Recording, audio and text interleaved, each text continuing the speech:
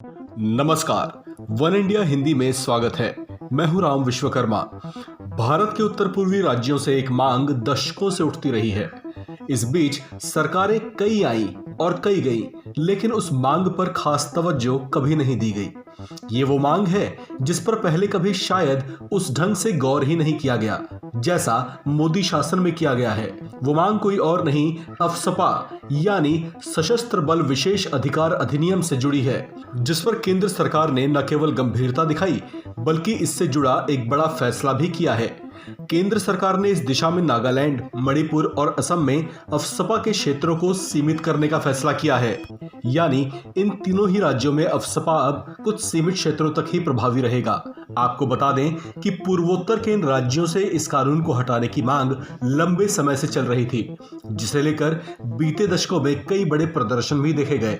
इरोम शर्मिला इस कानून के खिलाफ एक पखवाड़े से ज्यादा वक्त तक धरने और अनशन पर रहीं, जबकि कई बार छात्रों के समूह भी इसे लेकर कई बार मुखर होते देखे गए।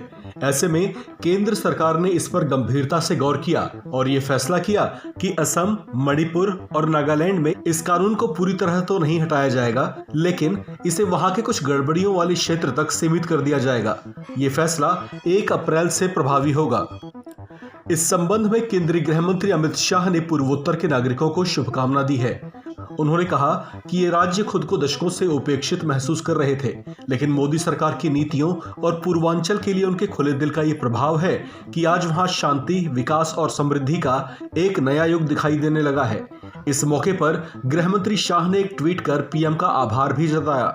उन्होंने कहा, सरकार के प्रयासों का ही नतीजा है कि पूर्वोत्तर में उग्रवाद को खत्म करने के प्रयासों का सकारात्मक असर देखने को मिल रहा है।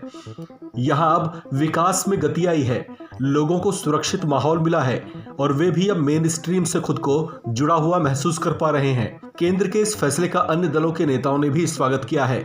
गौरतलब है कि अफस्पा कानून के तहत किसी राज्य में सुरक्षा बलों को किसी खास परिस्थिति में विशेष अधिकार दिए जाते हैं। ऐसा उस प्रदेश के राज्यपाल या केंद्र की अनुमति से ही किया जा सकता है। ये सशस्त्र बलों का वो अधिकार है जिसका प्रयोग करते हुए वे इस कानून का उल्लंघन करने वालों को, जो हथियार या बारूद लाने या ले जाने वालों को, गोली भी मार सकते हैं। इसके अलावा अगर किसी संदिग्ध पर उन्हें शक होता है तो वे बिना किसी वारंट के उसके ठिकाने की तलाशी भी ले सकते हैं। इस खबर में फिलहाल इतना ही। बाकी खबरों के लिए बने रहिए वन इंडिया हिंदी के साथ।